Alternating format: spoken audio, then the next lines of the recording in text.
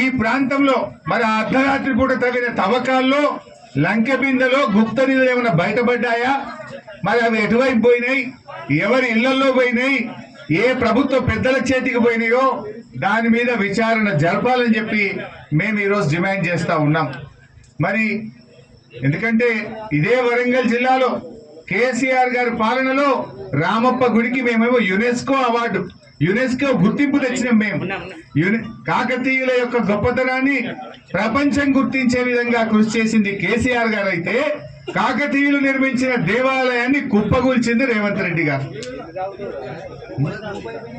ఇవాళ కాకతీయుల యొక్క చెరువులు, వారు నిర్మించిన చెరువులను కేసీఆర్ గారు మిషన్ కాకతీయ పేరిట ఆ చెరువులను పునరుద్ధరించి ఆ కాకతీయ రెడ్డి రాజుల యొక్క గొప్పతనాన్ని, వారి పనిని ప్రపంచానికి చాటి చెప్పింది కేసీఆర్.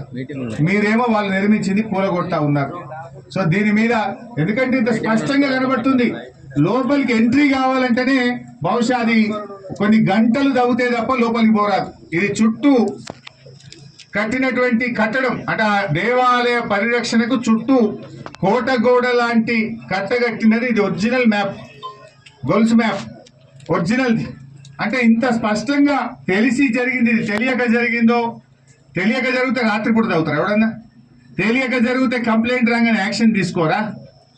ఇది తెలియక జరిగింది కాదు, గుప్త నిధుల కోసం పథకం ప్రకారంగా ప్రభుత్వ పెద్దల భాగస్వామ్యంతో జరిగినటువంటి ఒక దోపిడీ.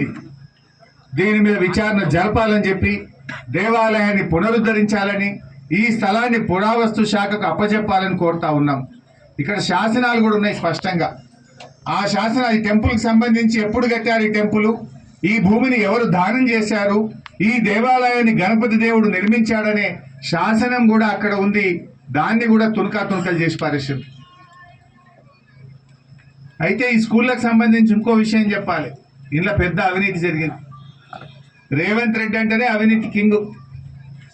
ఇవాళ మొత్తం ఇప్పటి వరకు రాష్ట్రంలో 76 ఇంటిగ్రేటెడ్ స్కూల్ టెండర్ అయింది. 76 స్కూల్ టెండర్ అయింది.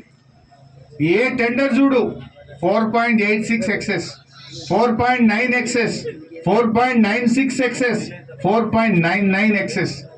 ఇది 76 స్కూళ్ళ లిస్టు రిలీజ్ చేస్తున్నా. ఏ స్కూల్ ఏ కంపెనీకి దక్కింది, ఏ స్కూల్ ఎంత ఎక్సెస్ పోయింది, మొత్తం కూడా ఈ స్కూళ్ళ పేరిట కూడా పెద్ద ఎత్తున దోపిడీకి పాల్పడ్డారు. ఎక్సెస్ అమౌంటే 494 కోట్ల 1 లక్ష రూపాయలు. ఎక్సెస్ మీద పోయిందే 494 కోట్ల 1 లక్ష రూపాయలు ఎక్సెస్ పోయింది. అంటే ఎంత అవినీతి పాల్పడుతుందో. అంటే ఒక్క టెండర్ అయినా మైనస్ పోదా?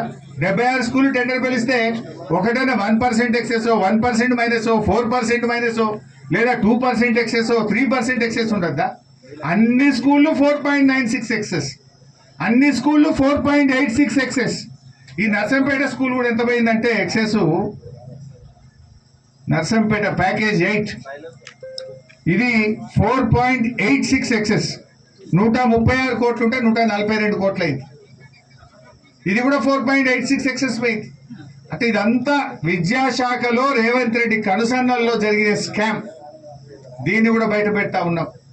76 స్కూళ్ళు అన్ని కూడా తన అనుయాయులకు 4.96% ఎక్సెస్ లో దాదాపు 500 కోట్ల ప్రభుత్వ ధనాన్ని లూటీ చేసింది.